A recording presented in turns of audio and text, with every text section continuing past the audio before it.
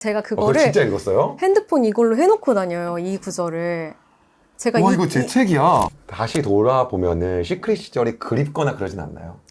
저는 너무 그리울 때가 많아요. 왜냐면 저는 정말 그러니까 가수를 꿈꾸는 분들한테 어떻게 보면 죄송한 말씀인지도 모르겠는데 저는 정말 그 아이돌을 해서 그만큼 사랑받을 만한 실력과 그런 게 있는 사람이 아니었어요. 그냥 이제 노래만 하고 저는 제가 가수가 돼도 발라드 가수가 될 줄 알고 살아왔던 사람이었는데 어느 날 갑자기 이제 걸그룹의 메인 보컬이 되면서 정말 막 파워풀한 춤도 춰야 되고 예능에 나가서 막 웃기기도 해야 되고 노래도 잘해야 되고 뭐 이런 것들이 저한테는 다 없는 능력이었거든요. 근데 정말 이 사람이 머리, 팔, 몸, 다리가 한 몸이듯이 내가 뭐 팔 역할을 한다면 시크릿 내에서는 머리, 다리, 뭐 심장 뭐 이런 역할들을 하는 친구들이 너무 적재적소에 있었던 거예요. 그러니까 나의 단점을 너무나도 잘 채워주는 사람이 있다 보니까 그게 한 몸처럼 움직여서 사랑을 받을 수밖에 없었다. 그래서 그런 부분이 좀 그리워요. 지금은 완전히 혼자다 보니까 뭐 드라마 촬영장을 가서도 앨범 녹음을 할 때도 뭐 무대에 설 때도 그 공간을 나 혼자만 채워야 한다고 생각을 하면 조금 불안하고 두려운 마음도 들긴 하거든요. 그때 막 그렇게 되게 돌아보면 불합리해서 어떻게든 막 나오고 싶었고 더 이상 이렇게 살 수 없었겠는데도 그 시절을 돌아보면은 그 그리운 게 있네요. 있어요. 그 사람들의 그 정이나 그런 관계들이 참 기억에 남아요. 왜냐면 그때 우린 진심이었으니까. 그 멤버들끼리 있는. 네. 네. 연락하나요? 아유, 연락하죠. 아, 그래요? 아유. 아니, 왜냐면 제가 아는 가수는 연락 안 하더라고요. 아, 근데 그럴 수도 있을 거라고 생각해요. 네. 그냥 저는 그렇다고 생각하는 게 아이돌이라는 게 네. 그 걸그룹 보이그룹이 네. 그러니까 학교에서 우리가 누구랑 친구 할래라는 마음을 가지고 친구가 되잖아요. 네. 그러니까 반 친구 40명 막 이렇게 넘는 친구들이랑 다 친구가 되진 않잖아요.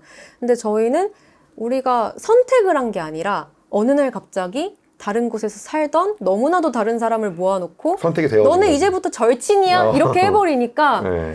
그게 좀 폭력적일 수도 있겠다라는 생각은 들어요. 내가 그냥 사회에서 만났으면 그냥 지인으로 알고 지낼 수 있는 맞아. 사람이 절친으로 지내려고 하면 얼마나 또 많은 일들이 있었을까. 근데도 그립구나 되게. 저는 되게 그리워요. 좋은 추억들이 많았어요. 언제 가수가 되기로 결심한 거예요? 가수가 되기로 결심했던 시기는 저는 가수라는 꿈을 한 번도 입 밖에 내본 적은 없어요. 그냥 정말 어렸을 때 TV를 보면 누구나 한 번씩은 그런 생각했을 거예요. 저는 제 시대 때는 SES였거든요. SES를 보면서 와 너무 요정 같다. 진짜 예쁘다. 저렇게 예쁜 옷 입고 많은 사람한테 사랑받고 살면 진짜 행복하겠다.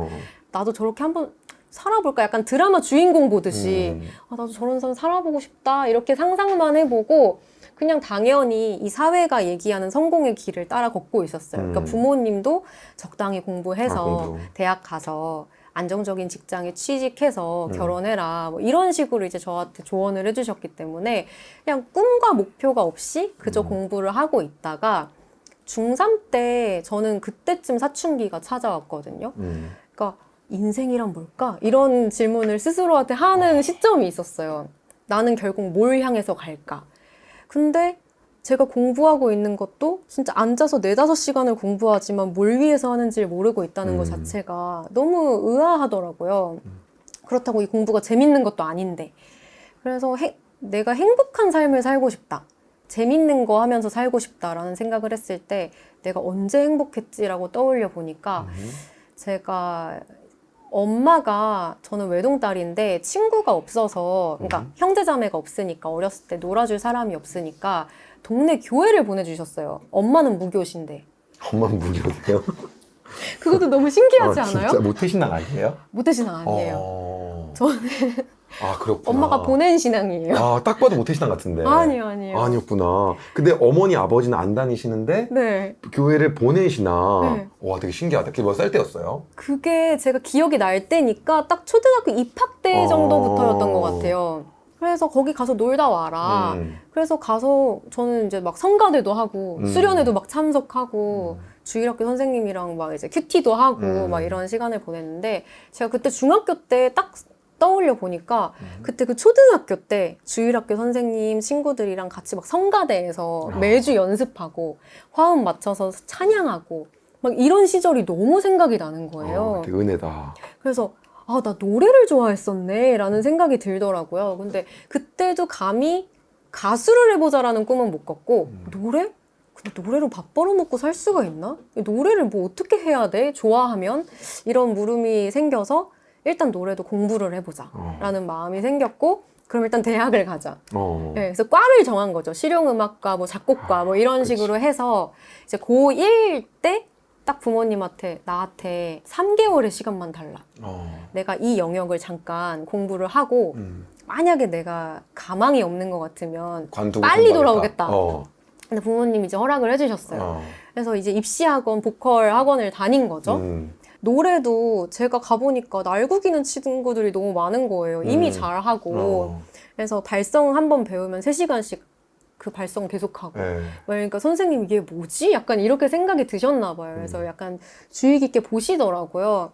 그래서 제가 이렇게 연습을 하고 있었는데 그때 당시에 바이브레이션도 못했어요. 그냥 찬양처럼 성가대처럼 이렇게 동요같이 노래를 불렀었는데 선생님이 어느 날 저한테 드라마 OST를 그렇게 기회가 오더라고요. 해보지 않겠냐? 이렇게 제안을 해주신 거예요. 그러니까 저는 학생인데 그 앨범 자체가 다 SM 가수들이 부른 OST 곡이었단 말이에요. 어떤 드라마였어요 혹시? 에어시티라고. 에어시티. 그 이제 예전에 항공 드라마였는데 그 최지우 선배님이랑 이정재 선배님 나왔던 드라마에 SM 소속 가수들이 OST를 하다가 띵! 약간 베리어스 아티스트가 한 명 딱 나오면서 이름도 없었어요 그때. 송지은이라고도 안 올라갔는데 그럼 뭐라고 올라갔어요? 그냥 베리어스 아티스트라고 올라갔어요.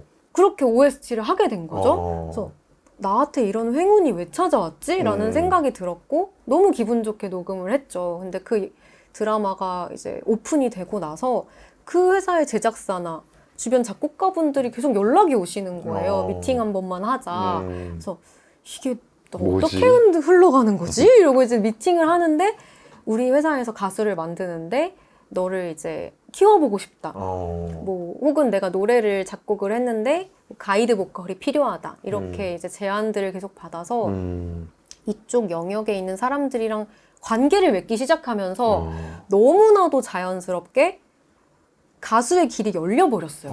저는 오디션 원서를 한 번도 써본 적이 없을 정도로 너무 자연스럽게 연결하면서 그냥 그 바운더리 안에 있었어요, 늘. 그러면서 이제 나이가 한 살 한 살 먹다 보니까 뭐 이 회사 갔다가 저 회사 갔다가 또 데뷔가 무산되고 하다가 결국엔 이제 시크릿까지 오게 되는 거죠. 시크릿 그 이제 준비가 다 돼 있고 2개월 뒤에 데뷔를 앞두고 있을 때 저한테 연락이 왔어요. 그럼 그 친구들이 먼저 와 있었겠다. 네네네, 맞아요. 먼저 연습하고 다 했겠다. 네, 녹음까지 다 맞춰놓고 그 메인 파트 보컬을 남겨놓고 이제 메인 보컬을 찾고 있는 시점이었는데 메인 보컬이었어요, 시크릿에서요? 네.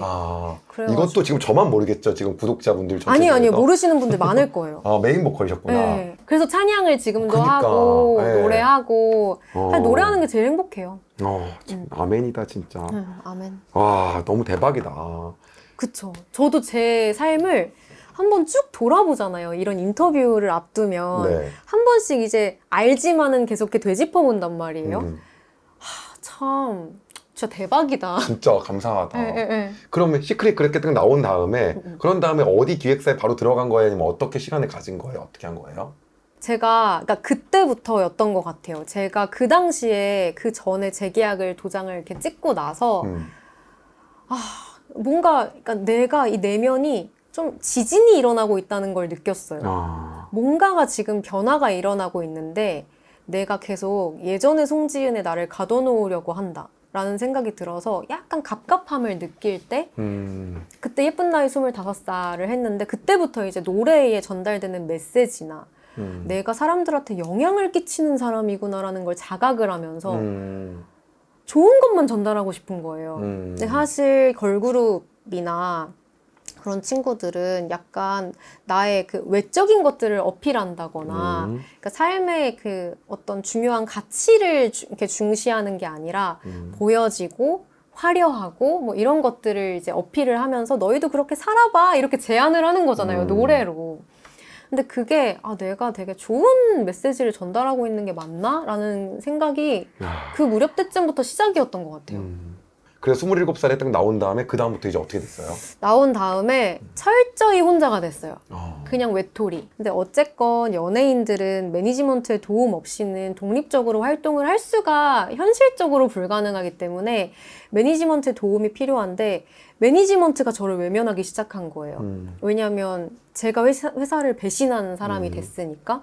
왜냐하면 그 당시에만 해도 그런 안 좋은 악습들이 너무 당연시 행해지던 시기였는데 제가 그거를 이건 악습이다라고 얘기하는 순간 다른 회사의 연예인들이 또 물음표를 갖기 시작하잖아요. 아, 이게 안 좋은 건가?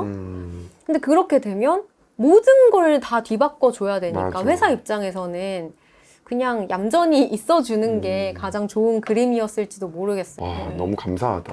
맞아요. 많은 일이 있었어요. 나도 의도치 않게 노래 한 곡을 불러서 연예계에 데뷔를 해서 여기까지 왔던 이 긴 시간을 거치고 지금에서 다시 한번 돌아봤을 때 나에게 하나님이란 어떤 분 같아요? 하나님, 네. 저는 제 시작과 끝이라고 생각해요. 하나님은. 사실 그걸 믿지 못해서 가장 힘들었던 게 그걸 제가 처음부터 알았더라면 이렇게 다른 데에 눈을 돌리지 않았을 것 같아요. 예를 들면 다른 어디? 사람들을 의지하거나 내가 내 생각을 의지하거나 내 계획을 의지하지 않고 하나님한테 계속 물어봤을 것 같거든요. 하나님 지금 이런 마음이 드는데 지금 하나님이 저한테 주고 싶으신 건 뭐예요? 뭐 이런 것들을 하나하나 물어서 갔을 것 같은데 그걸 이제 저는 28살 이후에 깨달았다 보니까 지금은 그냥 완벽하게 하나님 앞에서 수동태인 삶을 살고 싶고 또 그렇게 살아가려고 해요. 그냥 시작과 끝이고 정말 나를 지으신 분, 토기장이시고 나는 진흙. 그래서 그분의 그 지은 목적 그대로 그냥 쓰임받는 존재, 그릇으로 만족하는 내가 뭐 어떤 그릇이 될 거야 이렇게 하는 것보다는 그냥 그 자체로 그 관계로 만족하는.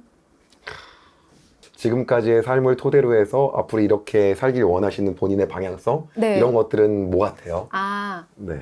저는 계획이 굉장히 많은 편이었어요. 그러니까 뭐 단기 계획, 한 달 뒤, 1년 뒤, 뭐 10년 뒤의 계획까지도 세우면서 살아가는 편이었는데 그런 계획들이 다 무의미하다는 걸 깨달은 순간 그냥 오늘의 최선을 다하는 삶을 살고 싶더라고요. 그래서 계속 하나님한테 물어보고 발걸음을 옮기는 삶을 살고 싶어요. 근데 아직은 제가 어떤 뭐랄까 직업적인 사명이랄까요? 그러니까 그게 반드시 직업이랑 일치돼야 되는 건 아니지만 제가 어떤 사람이기를 원하세요? 라고 물었을 때 어떤 하나님은 늘 노래하는 찬양하는 입술이 되라라는 말씀을 주셨는데 그게 어떻게 보면 현실과는 생업이 있고 그러니까 찬양하는 입술은 제가 365일 찬양할 수 있지만 그냥 그런 것들을 고민하는 과정이어서 앞으로 뭘 하겠다라고는 제가 명확하게 말씀을 드릴 수 없지만 그냥 늘 하나님이랑 동행하는 삶을 살고 싶다.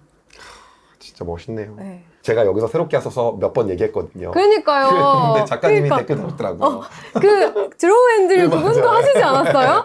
그래서 제가 아니 드로우 앤드류님 일부러 썸네일 저 만들어 주려고 그 말을 한 거예요. 역시 저는 의도한 건 아니었는데 똑똑하다. 여기 왜 나왔어요? 그랬더니 저는 의장님 보려고 나왔고 새롭게 하소서 해서 불렀어도 저는 안 갔을 거예요. 대박. 물론 부르지도 않았겠지만 제가 그 얘기 듣고 아예 대놓고 새롭게 하소서 그냥 보라고 새롭게 하소서 잘 보고 있죠 그랬다가 댓글에 작가님이 봤어요. 그니까요.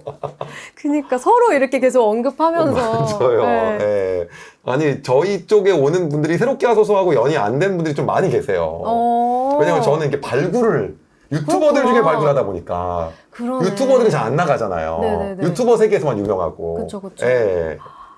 그렇구나. 그럼 또 역으로 캐스팅 또 하시겠네. 섭외를. 네. 아마 여기 쪽에 나오신 분들도 가지 않을까. 그러니까요. 그럴 예. 것 같은데요. 왠지? 앤드류는 한번 나가도 좋을 것 같더라고. 아마 부단히 노력하고 계실 거고. 그리고 65만 정도 구독자 보유하고 있는 전인구 경제연구소라고 전인규 씨라고 있는데 미국 주식 하는 분들이 있는데 진짜 진한 크리스찬이더라고요. 진짜요? 네, 북한에 교회를 1000개를 짓는 걸 목표로. 네, 근데 그분 여기서 인터뷰했는데 이분도 새롭게 해서 나오면 너무 좋겠다. 저는 진짜 오신다 그래서 깜짝 놀랐어요. 아니 나는 그냥 일반 채널인데 예. 네. 제가 계기가 있어요. 사실 제가 그때 그 간증 나오시고 나서 책을 선물로 주셨어요. 맞아요. 내 마음이 어디냐. 제가 그거를 바로 읽었거든요. 근데 제가 그걸 그거를 진짜 읽었어요? 핸드폰 이걸로 해놓고 다녀요. 이 구절을. 제가 와 이거 제 책이야. 제가 이 기도를 그냥 진짜 늘 이거 내가 쓴 거예요. 네, 볼 때마다 하고 싶어서 사실 신앙의 선배님이라고 생각을 해서 네, 그런 부분이 있어요. 하나님 오늘 이 만남을 이끌어 주세요. 제 완악하고 교만한 마음이 하나님의 인도하심을 가로막지 않게 해주세요. 맞아요. 제 입술과 마음을 주관해 주세요. 하나님의 역사를 기대합니다. 네. 이거 맞아요. 제가 쓴 거예요. 네. 제가 오래 전부터 사실 그 책 읽고 나서 바로 해가지고 잊지 말아야겠다. 근데 이거 여기 하기 전에 바꾸고 온 거 아니죠? 절대 아니에요. 네. 그래서 사실은 제 마음속에는 되게 익숙하신 분이었고 되게 신앙의 어떤 되게 든든한 믿음의 선배 같은 느낌이 있었어요. 그래서 한번 대화를 또 이렇게 나눠보고 싶었고 그랬어요. 네. 그랬구나. 저는 네. 오늘 우리 지은 씨하고 인터뷰를 하면서 느낀 게 진짜 되게 여자하고 되게 이렇게 소녀 같은 그러한 모습이었는데 얘기를 하면서 느낀 건 진짜 전사다. 네, 진짜 거의 하나님 나라의 전사다. 그 정도예요? 네. 그리고 앞으로 하나님 더 크게 쓰시겠다. 네. 아멘. 그런 마음 느꼈습니다. 감사합니다. 아무튼 오늘 출연해 주셔서 너무 감사하고요. 저도 감사했습니다. 앞으로 우리 송지은 씨 네. 하는 모든 일 가운데 네. 하나님이 놀랍게 역사하셔서 지은 씨의 모습을 통해서 많은 사람들이 하나님을 발견하는 그러한 놀라운 일들이 계속해서 있기를 기도하겠습니다. 감사합니다. 새롭게 하셔서 잘 보겠습니다. 감사합니다. 오늘 전 시크릿 송지은 씨하고 함께 너무나도 즐거운 시간 보냈고요. 여러분들의 삶 가운데도 하나님의 은혜가 풍성하게 바라며 지금까지 저는 현승원TV 현승원이었고요. 네, 저는 송지은이었습니다. 여러분 감사합니다. 감사합니다. 여러분 영상 도움이 되셨다면 구독과 좋아요, 알림 설정까지 꼭 부탁드립니다.